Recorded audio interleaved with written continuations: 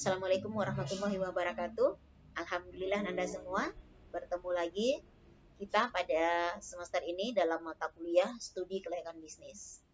Nah, pada pertemuan kita kali ini kita akan membahas tentang bagaimana penilaian studi kelayakan bisnis tentang aspek pasar dan pemasaran. Nah, mengapa studi kelayakan bisnis ini perlu menilai aspek pasar dan pemasaran? Nah, karena kita lihat bahwa di dalam pasar itu semakin tajamnya persaingan perusahaan di dalam memperebutkan jumlah konsumen yang terbatas saat ini. Nah, itu menjadi salah satu alasan utama mengapa aspek pasar itu penting kita nilai. Nah, perilaku konsumen yang semakin berubah, persaingan di pasar yang semakin tajam, jumlah konsumen yang semakin terbatas, kemudian tingkat edukasi konsumen di dalam pasar yang juga semakin pintar dalam melihat dan situasi pasar. Nah, itu juga menjadi alasan-alasan mengapa aspek pasar dan pemasaran ini penting dibahas. Tetapi aspek utama yang paling penting itu adalah dengan semakin tajamnya persaingan antar perusahaan sejenis dalam memperebutkan jumlah konsumen saat ini, itu menjadi pertimbangan bagi pelaku bisnis mengapa aspek pasar dan pemasaran ini sangat penting dinilai dalam sebelum kita melakukan suatu usaha atau bisnis yang akan kita buat. Nah, di dalam aspek pasar dan pemasaran juga perlu kita ketahui struktur pasar yang ada. Nah, struktur pasar yang ada ini secara umum itu dibagi atas dua. Ada pasar persaingan sempurna, ada pasar persaingan tidak sempurna. Nah, dalam pasar persaingan sempurna itu struktur pasarnya terdiri dari banyak pembeli dan banyak penjual. Pembelinya banyak, penjualnya juga banyak. Kemudian ada struktur persaingan tidak sempurna yang dibagi atas tiga. Ada pasar persaingan monopolistik, di mana di dalam pasar ini terdapat banyak penjual dan sedikit pembeli. Kemudian ada pasar oligopoli, di mana di dalam struktur pasar ini terdapat sedikit penjual dan banyak pembeli. Nah, ada pasar yang tidak sempurna berikutnya, yaitu pasar monopoli, yaitu pasar di mana dalam pasar tersebut terdiri dari satu penjual saja dengan banyak pembeli. Itu dalam pasar monopoli. Nah, struktur pasar ini perlu kita pahami di dalam menilai aspek pasar dan pemasaran di dalam studi kelayakan bisnis. Kemudian kita lihat juga bahwa di dalam prakteknya pasar itu dikelompokkan atas 4 jenis kelompok pasar. Yang pertama ada pasar konsumen. Nah, pasar konsumen ini merupakan suatu pasar di mana pembeli di dalam pasar tersebut adalah langsung mengkonsumsi barang atau produk yang dia beli. Jadi pasar konsumen itu konsumennya adalah konsumen akhir. Dia membeli langsung menggunakan produk tersebut. Langsung dia konsumsi. Jadi itu dinamakan dengan pasar konsumen. Konsumennya ini adalah konsumen pembeli akhir. Nah, kemudian ada pasar industrial. Nah, pasar industrial ini konsumen atau membeli produk di dalam pasar itu. Nah, itu untuk mengolah. Jadi dia membeli produk atau membeli apa yang dia beli di pasar untuk dia olah kembali menjadi suatu produk baru atau produk yang tidak sama dengan bentuk produk yang sebelumnya dia beli. Nah, ini pasar industri. Jadi pasarnya ini, konsumennya ini memang dia spesialkan untuk membeli produk yang dia jual, di mana konsumen tersebut akan mengolah kembali produk-produk yang dia beli. Nah, itu pasar industrial. Nah, pasar reseller ini konsumennya melakukan pembelian di dalam pasar untuk menjual kembali apa yang dia beli. Nah, ini pasar reseller. Ini umumnya itu pasar yang di dalamnya itu banyak distributor dan penjual. Jadi pembelinya itu membeli produk yang dia beli untuk dijual kembali. Nah, itu pasar reseller. Ini pasar reseller ya Nanda.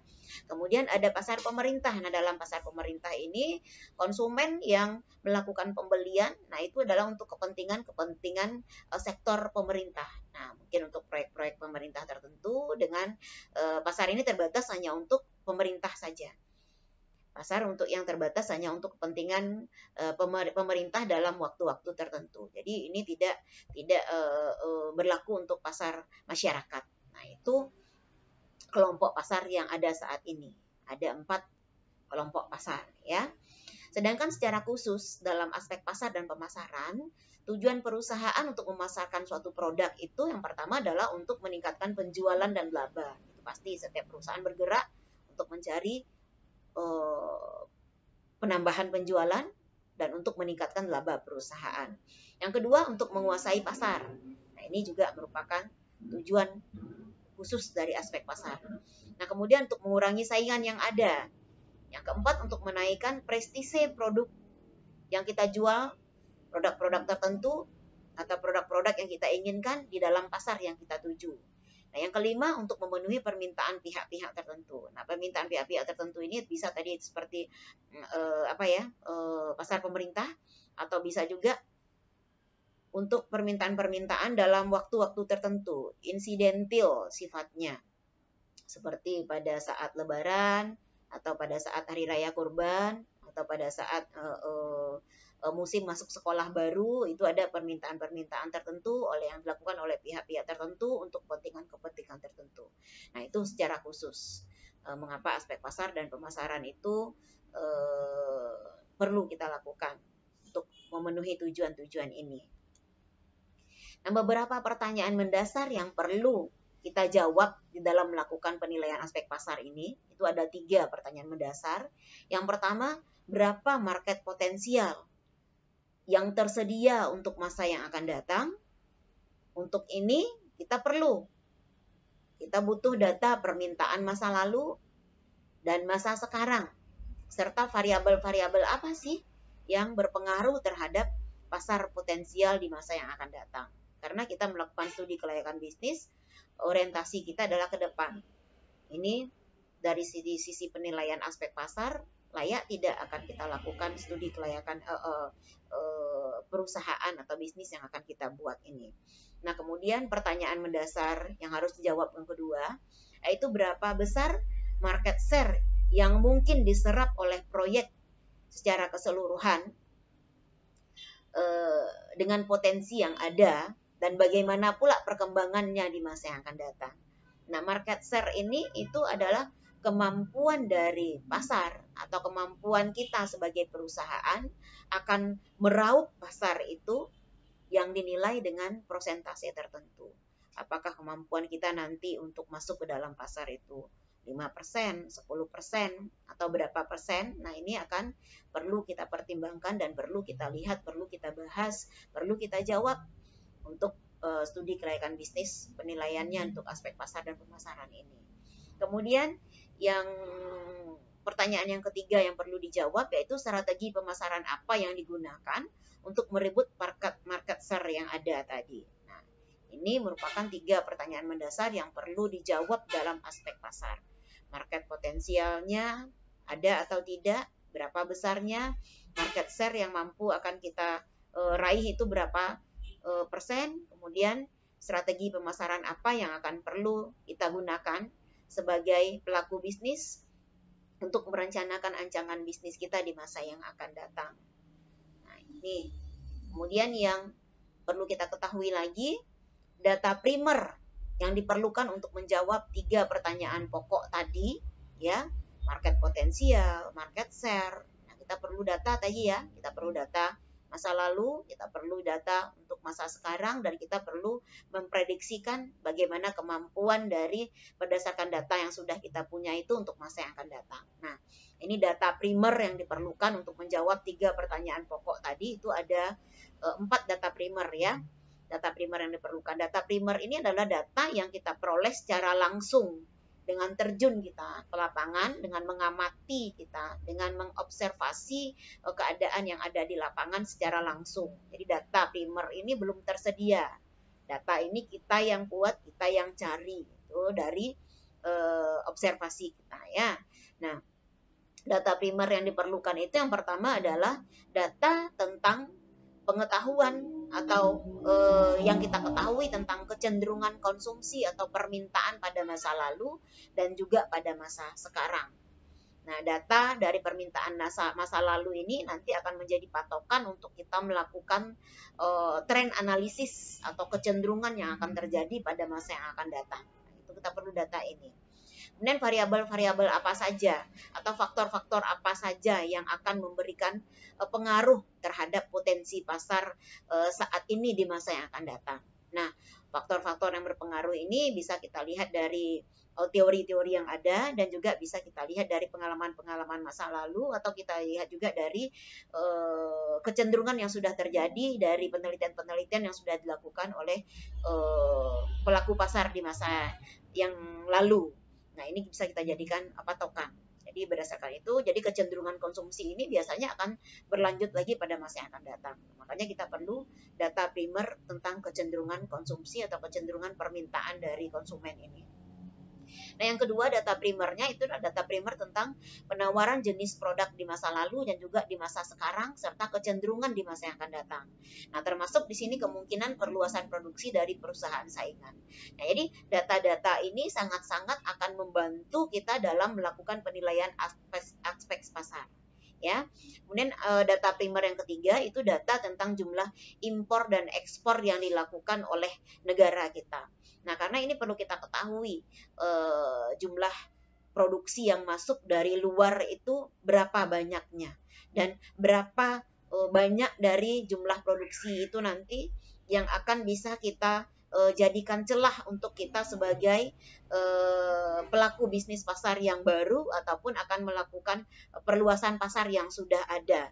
Nah, jumlah ekspor dan impor ini akan menjadi pembanding nanti berapa kemampuan kita untuk masuk ke dalam potensi pasar tersebut. Nah, kemudian yang keempat, tingkah laku dari konsumen di dalam pasar, tingkah laku dari para pelaku pasar atau sesama pemain yang ada di dalam pasar tersebut. Nah, motivasi dan kebiasaan dari konsumen itu juga perlu kita kumpulkan data-datanya secara langsung. Data primer ini kita perlukan di dalam melakukan penilaian aspek pasar. Ya, jadi empat dari data primer ini itu merupakan data-data yang sangat-sangat kita perlukan dalam melakukan penilaian aspek pasar ini. Nah, kemudian ada data sekunder atau data tambahan yang bisa kita gunakan juga di dalam melakukan penilaian aspek pasar ini. Nah, data sekunder ini data yang sudah ada, sudah tersedia, bisa dalam bentuk laporan, bisa dalam bentuk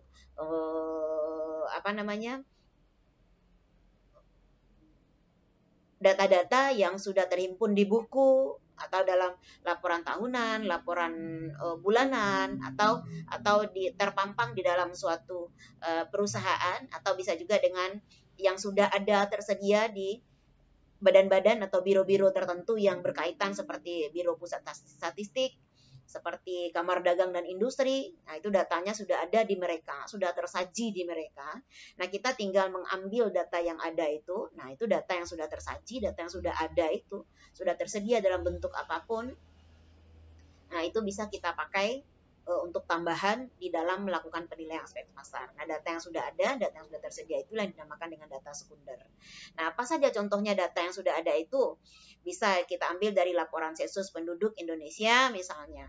Atau ada juga laporan dalam perencanaan pembangunan Indonesia.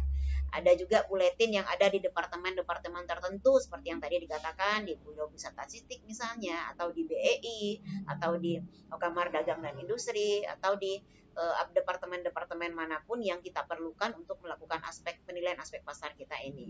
Kemudian ada buletin yang diterbitkan oleh kalangan perbankan. Nah, itu juga bisa menjadi data sekunder atau data tambahan yang bisa kita gunakan.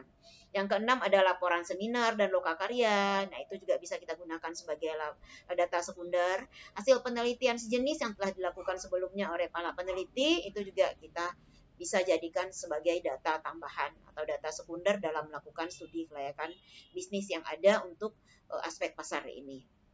Itu banyak yang bisa kita lihat, baik secara online maupun secara manual sistemnya. Itu bisa kita gunakan. Banyak sekarang itu bisa kita lihat.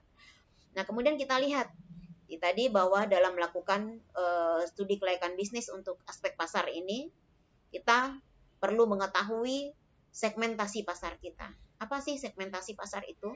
Segmentasi pasar itu merupakan suatu pengelompokan pasar dari yang sifatnya heterogen menjadi homogen. Jadi pasar yang luas, pasar yang besar, pasar yang sifatnya universal, itu agar lebih terfokus, lebih terarah, kita perlu melakukan segmentasi pasar. Kita perlu mengelompokkan jenis pasar yang akan kita masukkan.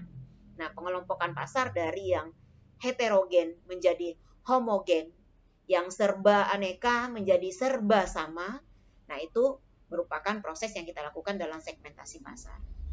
Nah, di dalam segmentasi pasar ini ada 4 segmentasi pasar yang bisa kita kelompokkan. Yang pertama ada segmentasi pasar berdasarkan geografik. Nah, ini berdasarkan dari letak geografis ya. Nah, contohnya saja bisa kalau kita kelompokkan menjadi suku bangsa, provinsi, kabupaten, kecamatan, iklim pun juga bisa. Nah, itu merupakan pengelompokan pasar yang termasuk berdasarkan geografisnya. Nah, kemudian yang kedua ada segmentasi pasar berdasarkan demografi. Nah, berdasarkan demografi ini contoh pengelompokan yang bisa kita lakukan itu bisa berdasarkan umur atau usia, jenis kelamin, ukuran keluarga, dahur hidup keluarga, ya, mulai dari anak-anak, balita ya, balita, anak-anak, remaja, dewasa, sampai orang tua. Nah, itu termasuk daur hidup keluarga, siklus hidup keluarga. Kemudian pendapatan juga bisa, pekerjaan juga bisa, berdasarkan pendidikan, agama, ras, kebangsaan. Nah, itu merupakan suatu pengelompokan pasar berdasarkan demografi. Nah, yang ketiga itu segmentasi pasar berdasarkan psikografik. Nah, psikografik ini contohnya itu adalah pengelompokan pasar berdasarkan kelas sosial. Misalnya ini ada kelas ekonomi, ada kelas eksekutif, atau ada kelas yang di tengah-tengah, yang sedang di antara keduanya. Kemudian juga berdasarkan gaya hidup, lifestyle, nah itu juga termasuk pengelompokan pasar berdasarkan psikografik. Nah, karakteristik kepribadian itu juga berdasarkan psikografik. Nah, yang keempat itu ada segmentasi pasar yang bisa dilakukan berdasarkan perilaku. Nah, berdasarkan perilaku ini contohnya apa saja? Bisa berdasarkan pengetahuan, bisa berdasarkan kepada sikap, bisa berdasarkan kepada kegunaan, bisa didasarkan kepada tanggap konsumen terhadap produk yang ada. Nah, ini berdasarkan perilaku. Jadi ada 4 pengelompokan pasar berdasarkan segmentasi pasar itu ya. Ada segmentasi geografik, ada segmentasi demografik, ada segmentasi psikografik, ada segmentasi berdasarkan perilaku. Nah, kemudian di dalam menetapkan pasar sasaran, kita harus melihat pasar sasaran, target market, sebelum kita tetapkan, kita harus lihat dulu. Kita harus mengevaluasi dulu segmen pasar. Segmen pasar tadi seperti yang dikatakan tadi ada 4 segmen ya. Nah, itu apa yang harus kita evaluasi dalam melihat segmen pasar ini? Yang pertama, ukuran dan pertumbuhan dari segmen pasar itu sendiri. Nah, ini berangkat lagi dari data yang ada tadi yang kita kumpulkan ya. Yang kedua, struktural segmen dilihat dari profitabilitasnya. Ini dari struktural segmen pasar yang terbentuk kita lihat, kita bandingkan segmen yang ada itu sekarang, berapa tingkat kemampuan profitabilitas yang mampu diraih oleh pelaku pasar yang sudah ada saat ini. Nah, itu perlu kita lihat. Yang kemudian sasaran dan sumber daya perusahaan. Ini target market masing-masing perusahaan atau pemain yang ada dalam pasar itu siapa saja. Nah, berapa probabilitas dari masing-masing kuota atau masing-masing target market itu, sasaran marketnya itu kita lihat klasterisasinya itu berapa dari masing-masing perilaku pasar atau secara keseluruhan yang dari pelaku pasar atau secara keseluruhan yang sudah mampu diraih oleh pasar yang ada. Nah, itu perlu kita evaluasi dalam segmen pasar ini.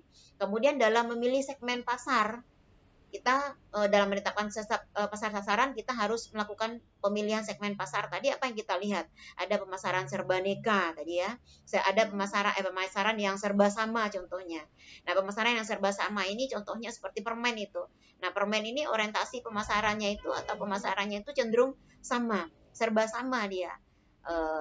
Produk yang dijual dalam bentuk tertentu, apapun jenis bentuknya itu, yang jelas dia adalah permen, walaupun ini berbagai rasa, tapi itu cenderung serba sama. Itu kita lihat. Yang kedua ada pemasaran serba aneka. Contohnya ini mobil, pemasaran mobil ya. Kalau serba aneka ini, kalau seperti permen dia serba sama. Kalau serba aneka ini dia mempunyai varian-varian tertentu, jenis-jenis tertentu. Nah, yang bisa kita lihat, bisa kita tentukan, harus kita pertimbangkan. Ini mobilnya ada mobil yang jenisnya itu benar truk, ada mobil yang minibus, ada mobil yang sedan, ada mobil kecil ya. Ada sekarang semakin banyak perkembangannya, itu dikatakan pemasaran yang serba aneka. Nah, kemudian ada pemasaran yang terpadu. Nah, dalam pemasaran terpadu ini khusus untuk sumber daya manusia yang terbatas. Nah, di sini seperti pasar kesehatan ya, pasar rumah sakit. Nah, itu memerlukan sumber daya manusia di mana dengan capability, dengan kompetensi yang juga terbatas. Nah, kemudian ada juga dalam pemasaran terpadu ini sumber daya manusianya kalau kita lihat dari konsumen, pemakainya itu benar-benar orang-orang tertentu atau pemakainya itu memang untuk keperluan-keperluan tertentu yang ada di dalam pasar. Jadi, evaluasi segmen pasar dan memilih segmen pasar itu perlu kita pertimbangkan dalam menetapkan pasar sasaran. Ya. Kemudian strategi dalam menentukan posisi pasar. Nah, posisi pasar atau market positioning. Nah, posisi pasar di dalam pasar yang ada saat ini, sebenarnya market positioning ini ada 4 market positioning ada dalam pasar ya. Yang pertama itu kalau kita urut dari yang terendah sampai yang tertinggi, yang pertama itu ada market follower. Yang pertama itu ada market nicher, yaitu pengisi celah pasar. Itu posisi dalam pasar ya. Yang kedua baru market follower, itu pengikut di dalam pasar. Nah, yang ketiga ada market challenger atau penentang di dalam pasar. Nah, yang keempat itu ada market leader posisinya, yaitu pemimpin dalam pasar. Nah, kapan sebuah perusahaan itu dikatakan sebagai market nicher, market follower, market challenger, dan market leader tadi? Nah, itu ditentukan berdasarkan market share tadi. Nah, berapa persen kemampuan dari pasar dalam meraup itu? Nah, itu akan menentukan posisi yang akan diperoleh oleh perusahaan kita di dalam pasar. Itu dalam proses-proses tertentu nanti. Biasanya kalau secara umum, kalau market nicher itu saat kemampuan market share pasar itu antara 0 sampai 10%. Nah, itu posisinya di tengah pasar baru sebagai market nicher. Pada saat dia mampu meraup pasar, market share-nya itu 10 sampai 20%, 11 sampai 20%. Nah, itu posisinya sebagai market follower. Kalau market share-nya itu 21 sampai 30%, nah itu market challenger. Nah, 30% ke atas, nah itu market leader. Nah, tapi market share dalam menentukan market positioning, nah itu kalau berlakunya yang persentase yang Ibu sebutkan tadi itu berlaku pada pasar persaingan sempurna. Tapi kalau pada pasar persaingan sempurna, berlakunya pada pasar persaingan tidak sempurna. Kalau pada pasar persaingan sempurna mungkin itu tidak berlaku. Salah Ibu tadi ya. Itu berlakunya pada pasar persaingan tidak sempurna. Kalau pada pasar persaingan sempurna mungkin saja itu yang 9% dia sudah menjadi leader atau 9% dia sudah menjadi follower karena banyaknya pelaku yang ada di dalam pasar itu. Nah, strategi dalam penentuan posisi pasar ini apa saja yang akan kita lihat? Yang kita lihat pertama itu adalah ada strategi penentuan posisi pasar berdasarkan atribut. Nah, ini bisa dari harga yang murah atau harga yang mahal. Nah, yang kedua ada penentuan posisi pasar kita lihat dari kesempatan penggunaan. Misalnya itu kita kesempatan penggunaannya itu untuk minuman energi, penurun panas misalnya, atau untuk penggunaannya untuk obat-obatankah atau penggunaannya untuk konsumsi rumah tangga. Nah, ini kesempatan dari posisi pasar dari sisi penggunaan. Nah, kemudian ada juga posisi pasar yang bisa kita lihat dari kelas pengguna. Nah, misalnya ini berdasarkan klasterisasi kelompok tadi ya. Ada sampo untuk orang dewasa, ada sampo untuk anak-anak, itu kelas pengguna. Ada pasar dewasa, itu juga termasuk kelas pengguna. Nah, kemudian untuk strategi penentuan posisi pasar yang keempat itu ada yang masuk ke dalam pasar itu dengan memposisikan dirinya langsung menghadapi pesaing. Nah, dia memposisikan dirinya kami nomor 1 gitu ya. Makanya ada yang kita lihat di dalam iklan itu bisa kita nanda amati ada pelaku iklan yang mengatakan bahwa itu tidak baik, ini yang baik, atau itu tidak sempurna. Nah, ini yang melengkapi. Nah, itu dia dari segi bahasa iklan yang digunakan itu juga bisa kita lihat bahwa itu dia memasuki pasar dengan langsung menetapkan posisinya sebagai kompetitor, sebagai pesaing terhadap pasar-pasar yang sudah ada. Nah, ini dia selalu menjadikan dirinya sebagai nomor satu. Nah, ini posisi yang kita inginkan dalam pasar itu apa? Perlu kita lihat ya. Nah, kemudian yang kelima, strategi penentuan posisi pasar lainnya adalah dari berdasarkan kelas produk. Itu bisa juga. Misalnya sabun kecantikan atau alat kesehatan tadi, atau apapun yang kelas produknya itu untuk apa? Kelas produk ini pun nanti ada yang tadi ada kelas ekonomi, menengah, dan kelas eksekutif itu ada juga ya. Nah, sabun kecantikan pun itu ada berkelas atau transportasi pun ada. Jadi strategi penentuan posisi pasar ini seperti tadi Ibu bilang ada 4 posisi perusahaan di dalam pasar. Nah, dalam berdasarkan 4 posisi perusahaan dalam pasar itu kita juga bisa lihat, kita bisa menentukan berdasarkan atribut, kesempatan penggunaan, kelas pengguna, langsung menghadapi pesaing kah, atau berdasarkan kelas dari produk. Nah, ini perlu kita pertimbangkan ya. Kemudian dalam memilih dan melaksanakan strategi penentuan pasar tadi, nah apa saja yang perlu kita lakukan? Kita perlu mengidentifikasikan keunggulan kompetitif yang mungkin memberikan nilai yang terbesar dengan mengadakan diferensiasi produk, jasa personil, maupun citra. Nah, di dalam diferensiasi produk itu kita harus membuat sesuatu yang sifatnya uniquely, sesuatu yang sifatnya membedakan. Apa sih bedanya kita dengan pasar yang sudah ada? Apa sih bedanya kita dengan produk yang sudah ada di dalam pasar? Jadi dengan menciptakan diferensiasi ini, kita menciptakan sesuatu yang akan bisa menjadi sebab kenapa konsumen memilih kita di pasar tersebut dengan kondisi ini. Jadi ada perbedaan produk yang kita ciptakan terhadap produk-produk yang sudah ada saat ini. Nah, kemudian yang kedua itu memilih keunggulan kompetitif yang tepat. Nah, berapa banyak perbedaan yang dipromosikan dan perbedaan mana yang akan kita promosikan. Nah, ini menjadi keunggulan yang harus kita pertimbangkan. Mewujudkan dan mengkomunikasikan posisi yang dipilih tersebut. Ini mengeducate-nya perlu. Kita perlu mendoktrin, kita perlu menciptakan paradigma yang akan terbentuk di mindset-nya konsumen. Ini posisi kita di dalam pasar itu sebagai perusahaan seperti apa, sebagai produk apa yang akan kita posisikan terhadap mindset konsumen. Nah, ini memilih dalam melaksanakan strategi penentuan pasar ini perlu kita pertimbangkan tadi, identifikasi keunggulan kompetitif, memilih keunggulan kompetitif yang tepat, dan mewujudkannya dan komunikasikan posisi yang sudah kita pilih itu ke pasar, edukasi pasar ya. Kita membentuk brand awareness. Bisa kita lakukan dengan pengiklanan, bisa kita lakukan dengan promosi, atau hal-hal lainnya yang dapat kita lakukan terhadap mengkomunikasikan apa yang posisi kita di pasar ini terhadap konsumen. Nah, kemudian di dalam aspek pasar dan pemasaran ini, kita juga perlu mengetahui adanya bauran pemasaran yang perlu kita pertimbangkan. Nah, secara umum, bauran pemasaran atau marketing mix ini merupakan sejumlah komponen pemasaran yang terkontrol oleh perusahaan dan digunakan untuk mencapai target pasar yang telah ditetapkan serta memberikan kepuasan kepada konsumen. Nah, jadi tujuan marketing mix itu apa? Campuran.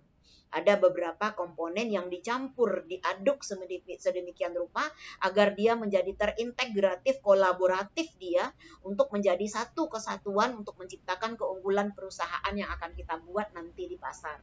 Ya, nah secara umum itu ada 4 marketing mix itu. Ada marketing mix, ada produk, terkenal dengan istilah 4P ya, produk, place, promotion. Nah, itu secara umum. Nah, kemudian dengan perkembangan ada marketing mix untuk perusahaan jasa karena jasa ini lebih menggunakan ada tahap-tahap tertentu di mana hubungan persuasif antara manusia dengan manusia di pasar jasa itu sangat tinggi sekali. Maka yang 4P yang ada sebelumnya itu bertambah menjadi 7P ya. Dan 7P itu ada tadi produk, marketplace, promotion, price. Nah, dalam pemasaran jasa ditambah 3P lagi, yaitu ada physical evidence, ada proses, dan ada people. Nah, kemudian dengan perkembangan yang ada lagi saat ini, yang 7P sudah ada, itu sekarang sudah menjadi 9P lagi. Nah, 9P itu dari 7P yang sudah ada ditambah 2 lagi dengan power dan public opinion. Nah, itu perkembangan marketing mix atau bauran pemasaran yang dari waktu ke waktu sesuai dengan geliat pasar yang sudah ada, dari 4P berkembang menjadi 7P, berkembang menjadi 9P. Nah, itu menjadi pertimbangan-pertimbangan tertentu yang harus kita lihat, yang harus kita nilai dalam melakukan penilaian aspek pasar ini terhadap kemampuan pasar perusahaan di masa yang akan datang. Nah, di sini di dalam studi kelayakan bisnis saat ini dari 4P, 7P, dan 8P yang ada itu kita hanya akan bahas 4P saja, karena itu yang paling umum, yang universal ya, karena dalam 7P dan 4P, yang 4P itu semua ada. 7P dan 9P, yang 4P itu ada. Nah, kita lihat satu-satu dari strategi produk tadi ya, yang produk, yang 4P. Nah, produk itu apa? Produk merupakan sesuatu yang ditawarkan ke pasar untuk mendapatkan perhatian untuk dibeli, untuk digunakan atau dikonsumsi untuk dapat memenuhi kebutuhan konsumen. Nah, itu produk. Nah, strategi produk yang bisa kita lakukan untuk mengembangkan suatu produk itu ada 4 ya. Nah, strategi itu kita perlu dudukan juga. Strategi itu apa? Strategi itu adalah bagaimana tata cara kita, bagaimana cara main kita di dalam pasar, polanya seperti apa ya, atau bisa dikatakan juga dengan apa namanya, apa yang akan kita lakukan di dalam pasar. Nah, itu strategi ya, cara, pola, ya, aturan main yang akan kita pakai di dalam produk ini, di dalam melihat strategi, di dalam melakukan strategi marketing mix dari sisi produk ini. Nah, di sisi produk yang apa saja yang kita lakukan? Kita bisa melihat penentuan logo dan moto. Nah, itu strategi produk yang pertama. Logo dan moto, nah itu biasanya sifatnya agak long time, ya, itu berlaku saat kita buat, itu bisa berlaku untuk jangka panjang. Nah, ini logo dan moto ini akan menjadikan ciri khas dari produk yang akan kita jual itu. Produk yang akan kita lempar ke pasar itu apa? Nah, itu bisa dituangkan dalam logo dan moto. Nah, ini bisa termasuk logo perusahaan. Di dalam logonya itu bisa ada juga logo brand, logo dari produknya ya. Apa? Misalnya kita apa namanya tuh menciptakan sesuatu untuk memudahkan konsumen. Nah, jadi kalau ada yang simple, kenapa yang ribet gitu kan. Nah, itu termasuk penentuan logo ini sangat perlu. Nah, apa logo kita di dalam produk. Nah, yang kemudian menciptakan merek. Nah, merek ini adalah sesuatu yang akan menjadi ciri, yang akan menjadi penanda atau yang akan menjadi nama bagi konsumen untuk memilih kita. Jadi merek ini, merek perlu kita perhatikan. Merek mudah diingat, simple, sesuai dengan kategori produk yang kita jual, itu merek. Nah, ya. Kemudian menciptakan kemasan. Itu strategi yang harus kita lakukan di dalam pengembangan produk. Kemasan ini bagaimana dia bisa mudah diterima secara warnanya itu mungkin ngejreng atau seperti apa ya, menciptakan kemasan itu, atau praktis, jangan membuat konsumen ribet dalam membuka kemasan yang ada gitu ya. Nah, itu perlu diperhatikan di dalam strategi produk. Nah, kemudian keputusan label. Nah, label ini perlu karena ada, apalagi kalau produk yang kita jual akan kita lihat itu, akan kita nilai itu adalah produk makanan, halal tidaknya ya, atau kemudian ingredient produknya apa yang ada di dalam produk itu. Nah, perlu kita cantumkan di dalam label. Nah, ini gunanya untuk membantu konsumen untuk mengetahui produk apa sih kemasan yang ada, apa-apa komposisi yang ada di dalam produk yang kita tawarkan. Nah, itu juga harus dituangkan di dalam keputusan label pada saat kita melakukan strategi dari sisi produk. Jadi ada 4 strategi yang kita lakukan. Nanti bisa disesuaikan dengan kebutuhan kita di dalam pasar nanti. Nah, kemudian dari strategi harga. Nah, strategi harga terdapat beberapa metode dalam penentuan harga produk ini. Yang pertama kita lihat ada modifikasi harga atau diskriminasi harga. Nah, modifikasi harga ini berarti kita merupakan produk yang sudah ada di pasar. Ya, apakah kita masuk sebagai perusahaan yang akan menjual pure produk yang benar-benar murni baru, atau kita akan mengembangkan, melakukan inovasi terhadap produk yang sudah ada di pasar, kita kembangkan lagi, kita tambah fungsinya misalnya. Nah, itu perlu kita lakukan modifikasi harga, dan kita juga perlu melakukan diskriminasi harga ini. Nah, ini dapat dilakukan dengan cara mempertimbangkannya menurut pelanggan. Nah, kalau kita mempertimbangkan harga menurut pelanggan, itu dibedakan menurut konsumen utama atau konsumen biasa. Nah, konsumen utama ini mungkin kalau untuk pengguna yang selalu menggunakan produk jasa kita, itu konsumen utama, mungkin kita bisa melakukan diskriminasi harga dengan memberikan harga-harga tertentu untuk konsumen khusus, dan memberikan harga-harga yang biasa terhadap konsumen yang umum atau biasa pula. Nah, itu dari sisi pelanggan. Nah, kemudian dari bentuk produk juga bisa, menurut bentuk produk. Nah, bentuk produknya ini ada mungkin dari sisi ukuran size, bisa ya kita lihat ada bentuk produknya yang ukurannya S kecil ya, ada yang ukurannya M, ada ukurannya L, atau produk yang diisi dengan page yang minimal, diisi dengan page yang jumlah isinya itu menengah, kemudian ada page yang jumlahnya isinya itu besar. Nah, itu bisa menjadi patokan untuk membentukkan modifikasi harga. Jadi mana yang terjangkau oleh konsumen, nah itu kita sesuaikan kebutuhan harganya di mana. Kemudian yang modifikasi harga berikutnya juga bisa menurut tempat. Nah, tempatnya ini mungkin kalau seandainya kita menjual di tempat yang tempat-tempat tertentu. Nah, seperti biasanya ada produsen yang menjual atau penjual yang menjual di dalam event-event tertentu. Nah, itu dia berikan diskon misalnya kan, atau dia menjual ada harga-harga yang di kota atau harga yang di desa itu karena kemampuan konsumen untuk membeli itu berbeda-beda, maka tempat juga akan menentukan posisi harga itu akan berbeda pula nanti. Karena kemampuan konsumen di kota mungkin lebih besar, mungkin di kota harganya justru lebih tinggi daripada di desa. Tapi produk-produk yang sifatnya alamiah, produk-produk yang berasal dari pertanian misalnya kan, itu di desa lebih murah harganya dibandingkan di kota. Kenapa? Karena di desa merupakan tempat dari mana asal produk yang dijual itu berada, gitu kan, sehingga harganya itu jauh lebih murah saat dia sampai di kota. Jadi tempat juga akan menentukan harga yang akan kita buat ya. Kemudian menurut waktu juga, menurut waktu. Nah, waktu ada orang yang melakukan big sale di waktu-waktu tertentu, atau ada pasar malam ya kan. Ada waktu-waktu tertentu yang ditetapkan oleh si penjual nanti untuk menentukan harganya menjadi naikkah atau turunkah, atau stabilkah atau didiskonkah. Nah, itu ada waktu-waktunya juga. Waktu juga menjadi faktor penentu dalam memodifikasi harga dan mendiskriminasi harga ini.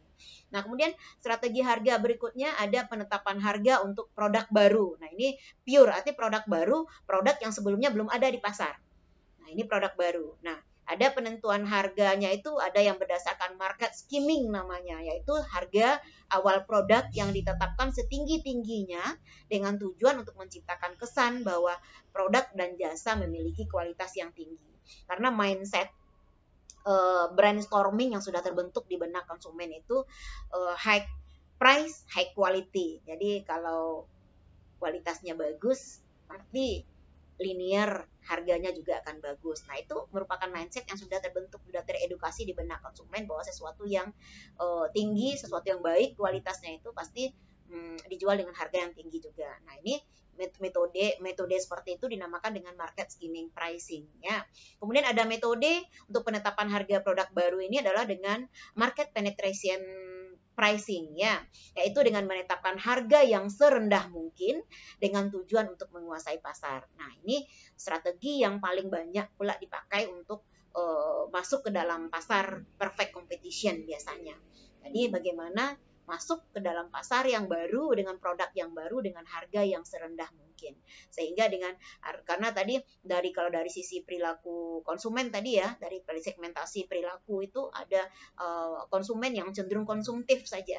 Yang konsumen yang konsumtif ini konsumen yang dia lebih konsumen yang fungsional. Nah, fungsional ini dia hanya memikirkan apa fungsi dan apa kegunaan dari produk yang dia beli. Dia nggak peduli merek, mereka tidak peduli juga terhadap prestise, mereka tidak peduli itu. Yang jelas bagi mereka produk yang mereka beli bisa memenuhi fungsi yang mereka inginkan. Jadi hanya sebatas itu. Dan pasar yang fungsional seperti ini biasanya itu lebih memilih kepada mana harga yang paling rendah. Nah, itu yang akan dia pilih. Penting bisa mewakili fungsi yang dia inginkan. Tidak harus branded. Ya, ini penetapan pasar untuk produk yang baru.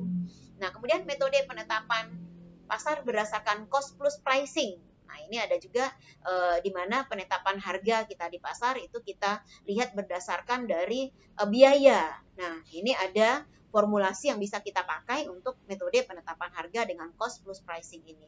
Di mana harga pokok, nah, harga pokok itu didapatkan dengan biaya variabel ditambah dengan biaya tetap dibagi dengan total penjualan atau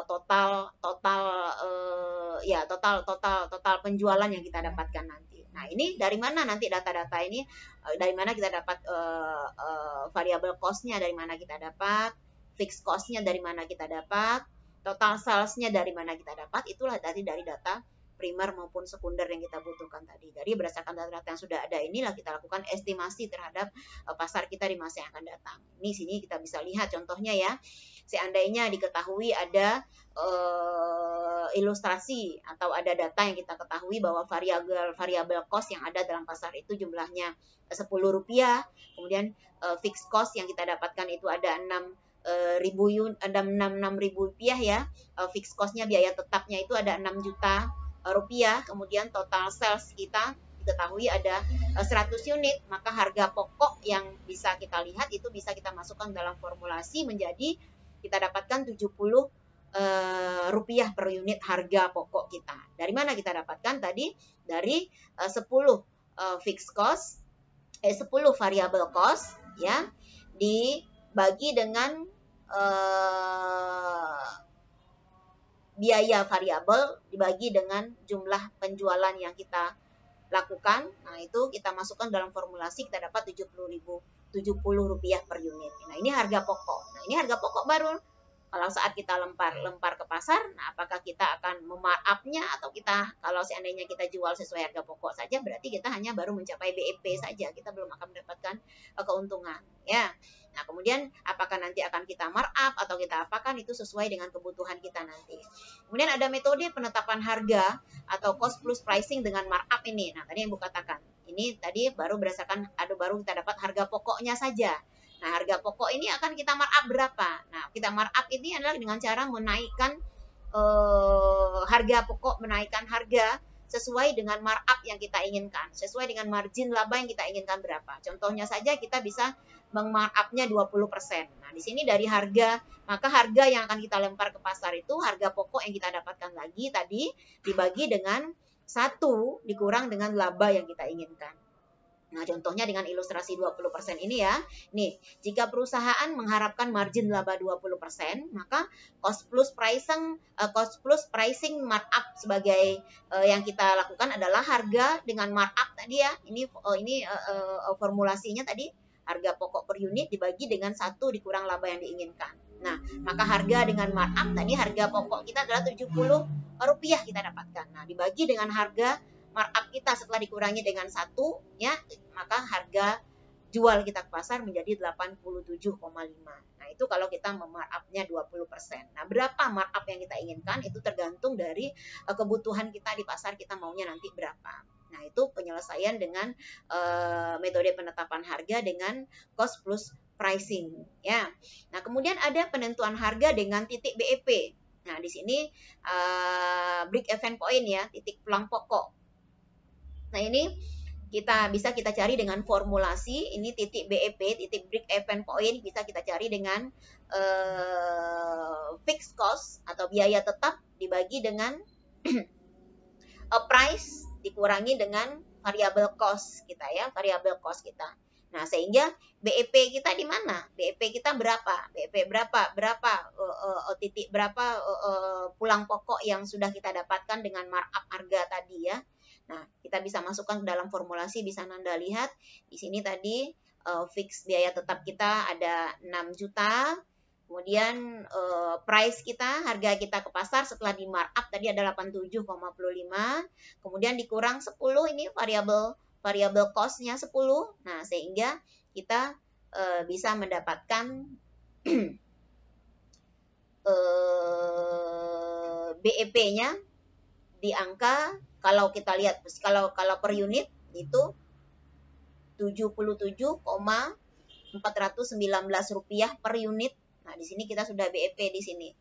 Ini per unit. Kalau kita lihat secara keseluruhan atau keseluruhan BEP, keseluruhan titik impas atau keseluruhan pulang pokok yang kita dapatkan. Nah, itu kita harga variable cost tadi ya bisa kita bagi dengan harga markup kita, sehingga secara keseluruhan jumlahnya 6.774.193,4. Nah, di sini bisa Nanda cari sendiri menggunakan kalkulator. Ini formulasinya. Ini formulasi yang bisa kita gunakan ya. Di sini per unitnya BEP kita adalah pada harga Rp77,419. Nah, secara keseluruhannya itu BEP-nya kita dapatkan pada Rp6.774.193,4. Nah, itu bisa dilihat, dan datanya sekali lagi Bu katakan datanya dari mana? Itu bisa dari data primer dan bisa dari data sekunder tadi, dari yang sudah kita lihat, sudah yang kita amati di pasar.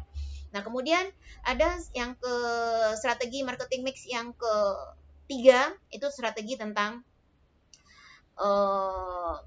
place, lokasi dan distribusi. Nah, tadi place ya, place itu adalah lokasi atau bagaimana sistem distribusi. Distribusi itu apa? Alat-alat yang kita pakaikan untuk menyalurkan produk yang kita buat kepada konsumen. Itu proses pendistribusian ya. Proses bagaimana kita menempatkan atau menyampaikan produk yang kita jual atau produksi yang akan kita lemparkan ke pasar dengan saluran-saluran tertentu. Itu proses distribusi. Ada yang direct, ada yang indirect ya. Nah, ini yang perlu kita pertimbangkan dalam lokasi distribusi atau place ini. Yang perlu diperhatikan itu ada 7 ya. Yang pertama harus dekat dengan kawasan industri, karena ini berkaitan dengan cost kita nanti ya. Dekat dengan lokasi perkantoran, apalagi kalau target pasar kita adalah masyarakat kantor. Nah, dekat dengan lokasi pasar ini juga perlu dipertimbangkan, baik untuk kebutuhan konsumen maupun untuk kebutuhan kita sebagai seller atau kebutuhan kita sebagai pelaku bisnis. Itu perlu dipertimbangkan. Yang keempat ada dekat dengan pusat pemerintahan, itu juga perlu dipertimbangkan. Yang kelima, dekat dengan lokasi perumahan atau masyarakat. Yang keenam, mempertimbangkan jumlah pesaing pada satu lokasi. Jangan sampai pada satu lokasi sentral yang ada itu jumlah pesaingnya terlalu banyak sehingga kemungkinan kita untuk meraup pasar itu jadi semakin kecil. Nah, kemudian sarana dan prasarana yang akan menjadi pelengkap untuk mempermudah konsumen maupun kita untuk sampai ke lokasi tersebut. Nah, itu juga perlu dipertimbangkan dalam strategi marketing mix untuk place ini ya. Nah, kemudian strategi marketing mix untuk bidang promosi. Nah, ini yang keempat ya, strategi marketing mix yang keempat, promotion. Itu mempromosikan seluruh produk dan jasa yang dimiliki baik langsung maupun tidak langsung. Nah, sarana yang paling ampuh ini merupakan promosi, ini merupakan sarana yang paling ampuh untuk menarik dan mempertahankan konsumen di pasar yang kita garap. Ya, nah kita lihat ada 4 cara promosi ini. Ada yang dilakukan melalui periklanan, ada yang dilakukan dengan promosi penjualan, ada yang dilakukan dengan publisitas, ada yang dilakukan dengan penjualan pribadi. Nah, dalam periklanan itu bisa dengan pemasangan billboard, ya, brosur, spanduk, koran, majalah, televisi, radio. Nah, itu strategi periklanan yang bisa kita pakai untuk promosi. Kalau untuk self promotion mungkin dengan contohnya itu dengan pemberian diskon, undian, pemberian cenderamata. Nah, itu termasuk sales promotion. Nah, kalau untuk publicity ini mungkin kan melakukan pameran, bakti sosial ya, kita ikut sebagai sponsor dalam kegiatan-kegiatan tertentu. Nah, itu publicity. Nah, kemudian ada lagi dengan cara penjualan pribadi tadi, itu bisa dilakukan dengan bantuan salesman atau sales gears ya, atau customer service-nya juga bisa. Nah, itu 4 cara promosi yang kita lakukan. Nah, kemudian di dalam cara promosi yang kita lakukan dengan beriklan, nah itu ada promosi yang dikenal dengan istilahnya ATL dengan BTL. Nah, ATL itu adalah promosi yang above the line, BTL itu promosi yang below the line singkatannya ya. Kita lihat kalau yang above the line itu strategi promosi yang dilakukan dengan menggunakan bantuan media-media tertentu. Nah, ini ada bisa televisi, radio, baik visual maupun audio visual, billboard, gambar, apapun. Nah, itu strategi promosi yang kita lakukan dengan bantuan media-media tertentu. Nah, itu dikenal juga dengan istilahnya strategi dengan ATL atau above the line. Nah, kemudian strategi below the line. Nah, strategi yang kita lakukan dia include juga dengan strategi seperti dilakukan oleh ATL tadi, tapi below the line ini dia cenderungnya itu dilakukan secara langsung, secara direct. Nah, siapa saja yang bisa melakukan strategi below the line ini? PR, public relation ya, bisa. Nah, kemudian atau melakukan searching, marketing secara langsung. Nah, itu atau mengamati atau terjun langsung dengan menanyakan atau mempromotkan secara persuasif word of mouth ya, langsung kepada si konsumen. Nah, itu bisa juga ya, atau dengan menerangkan menggunakan konten-konten tertentu yang direct efeknya itu, direct feedbacknya itu bisa didapat secara langsung. Nah, biasanya dilakukan oleh below the line. Nah, tapi sekarang kecenderungan sekarang antara above the line dan below the line itu dengan kemajuan teknologi sekarang justru bias dia. Nah, sehingga kita bisa lihat ya perbedaan antara after the line dan below the line itu seperti apa sebenarnya. Apa yang membedakan antara above the line dan below the line. Nah, kalau ATL, nah itu target audiensnya jauh lebih luas dibandingkan dengan BTL. Kalau BTL, audiensnya itu terbatas. Nah, itu bedanya. Jadi kalau lebih luas itu ATL. Kalau terbatas itu below the line. Nah, kemudian pada ATL itu lebih menjelaskan sebuah konsep atau ide, tidak ada interaksi langsung dengan audiens tadi. Makanya media yang dipakaikan itu murni benar-benar hanya mengeducate, surat kabar, majalah, televisi, feedbacknya itu nggak ada. Makanya tidak direct. Feedback langsungnya itu nggak bisa kita lihat. Nah, itu kecenderungannya itu lebih menjelaskan konsep dan ide saja. Nah, sementara yang below the line itu memberikan audiens kesempatan untuk langsung merasakan, menyentuh atau berinteraksi secara langsung dari pembeli itu. Nah, makanya kadang ada promosi-promosi yang dilakukan di outlet-outlet secara langsung gitu ya. Nah, outlet secara langsung di promosi itu bisa dirasakan. Ada testernya. Nah, itu termasuk below the line. Nah, kemudian kalau yang ATL itu menggunakan sosial media ya, sementara yang BTL itu menggunakan event-event tertentu atau sponsor tertentu, melakukan promosi itu lewat sponsor gitu ya. Ada yang memberikan poin saat dia melakukan penjualan, misalnya pembelian dengan konsumen dalam jumlah tertentu. Nah, didapatkan poinnya ini nanti bisa ditukar lagi dalam bentuk produk atau yang lainnya. Itu termasuk after the line ya. Nah, kemudian jadi jelas antara below the line, antara above the line dan below the line itu perbedaannya. Kalau above the line itu interaksinya itu tidak langsung, sedangkan below the line interaksinya itu bisa secara langsung. Nah, sehingga dengan perkembangan sekarang yang ada, muncul lagi istilahnya dalam promosi ini yang namanya TTL, yaitu Talk the Line, yaitu penggabungan antara above the line dengan below the line. Nah, ini munculnya TTL kenapa? Ini muncul karena adanya kecanggihan teknologi informasi yang membuat ATL dan BTL itu semakin kompleks, ya. Sehingga saat ini semakin maju sebuah teknologi, maka ATL dan BTL itu semakin bias, seperti yang Ibu katakan tadi. Biasnya itu jadi mix dia. Bingung orang membedakan ini ATL apa BTL, karena dalam BTL ada unsur ATL, dalam ATL ada unsur BTL, atau ATL rasa BTL atau BTL yang rasa ATL. Nah, itu nyampur dia. Nah, sehingga muncullah yang namanya TTL, yaitu penggabungan antara ATL dengan BTL tadi ya. Nah, kemudian strategi efektivitas marketing mix kaitannya dengan produk life cycle itu ada tidak? Nah, ini perlu kita pertimbangkan di dalam membuat studi kelayakan bisnis dalam melakukan penilaian aspek pasar dan pemasaran ini. Karena produk life cycle, nah ini berkaitan dengan strategi marketing mix yang akan kita lakukan. Nah, produk life cycle itu dikenal ada dengan 4 tahapan ya. Pertama ada tahap perkenalan, namanya produk life cycle ini. Nah, pada tahap ini penjual amat lambat berubah dan laba mungkin belum ada sama sekali karena banyaknya biaya yang diperlukan untuk promosi. Nah, pada tahap ini urutan prioritas atau kombinasi dari marketing mix itu adalah kualitas produk, iklan, harga, pelayanan. Nah, itu perlu dilakukan berurutan. Nah, kualitas produk kombin ini dikombinasikan cara keempat-empatnya ya.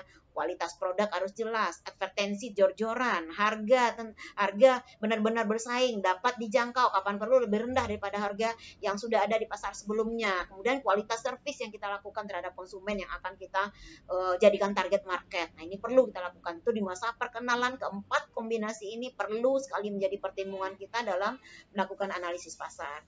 Nah, kemudian ada tahap yang kedua, tahap pertumbuhan. Nah, pada tahap ini penjualan meningkat dengan cepat yang diikuti dengan peningkatan laba dan kombinasi marketing mix yang digunakan sama dengan tahap pertumbuhan tadi, tapi strategi marketing mix ini bisa dikondisikan sesuai dengan kondisi-kondisi tertentu yang sifatnya situasional yang sudah kita sesuaikan dengan kondisi pertumbuhan pasar yang ada. Nah, itu pertumbuhan. Ini pasar sudah, kita masuk pasar tadi perkenalan sudah mulai growth, sudah ada peningkatan pertumbuhan dia ya. Nah, kemudian yang ketiga itu tahap kedewasaan produk. Nah, pada tahap ini penjualan sedikit mengalami peningkatan dan bahkan cenderung stabil dia dan sudah mencapai titik tertinggi. Nah, kombinasi marketing mix yang diprioritaskan di sini adalah harga duluan, advertensi, kualitas produk dan pelayanan. Tetap berpatokan pada keempat strategi yang ada tadi.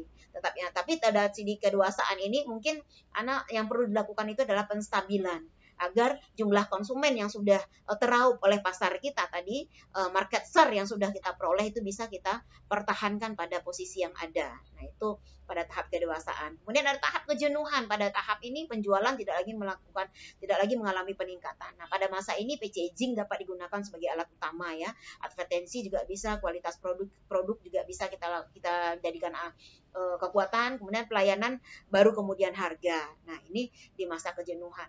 Nah, produk life cycle ini kalau kita gambarkan ya, yang kelima itu tahap penurunan, declining ini ya. Kalau declining ini kalau jenuh itu belum menurun dia, tapi kalau di kejenuhan itu pasar itu udah cenderung akan mengalami sudah terdapat unsur-unsur bahwa dia akan menurun tapi belum turun sekali. Nah, declining baru dia turun-turun benar. Nah, di sini pada tahap ini laba mengalami penurunan kadang sampai titik nol. Nah, kombinasi marketing mix yang bisa kita lakukan di sini bisa advertensi pelayanan, kualitas produk, packaging, harga. Tetap ke semua kombinasi dari marketing mix itu bisa kita jadikan dasar atau alat untuk kita bersaing lagi di dalam tahap penurunan ini. Nah, kalau kita gambarkan secara grafik nih produk life cycle ini seperti ini gambarnya. Itu di mana tahap introduction sampai ke growth, maturity sampai declining. Nah, di sini kita lihat di dalam introduction seperti take off dia ya.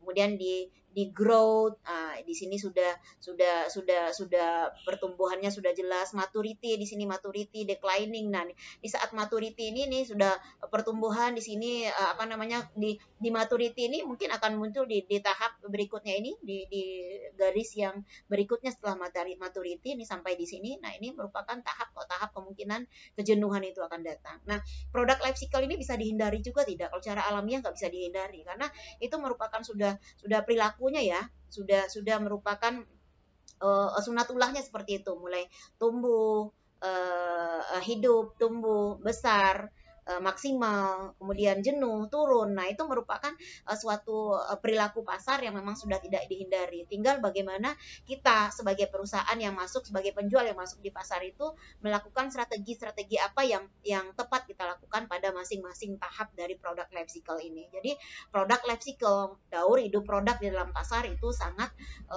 bisa kita hubungkan, sangat bisa menjadi pertimbangan kita dalam melakukan analisis pasar nanti apabila kita menjual produk kita ke pasar. Jadi ke semua pertimbangan tadi itu merupakan hal yang harus kita lakukan di menilai analisis kelayakan dari sisi pemasaran dan pemasaran. Nah, untuk pertemuan berikutnya mungkin kita akan bahas bagaimana aspek pasar dan pemasaran ini bisa kita nilai secara kuantitatif. Ya, kalau tadi cara kualitatif berdasarkan teori-teori yang ada saja. Nah, alhamdulillah Nanda, selesai sudah pertemuan kita pada saat ini untuk penilaian aspek pasar dan pemasaran. Mudah-mudahan bisa membantu Nanda, bisa Nanda pahami secara baik. Ibu mohon maaf atas segala kekurangannya. Wabillahi taufik wal hidayah. Wassalamualaikum warahmatullahi wabarakatuh.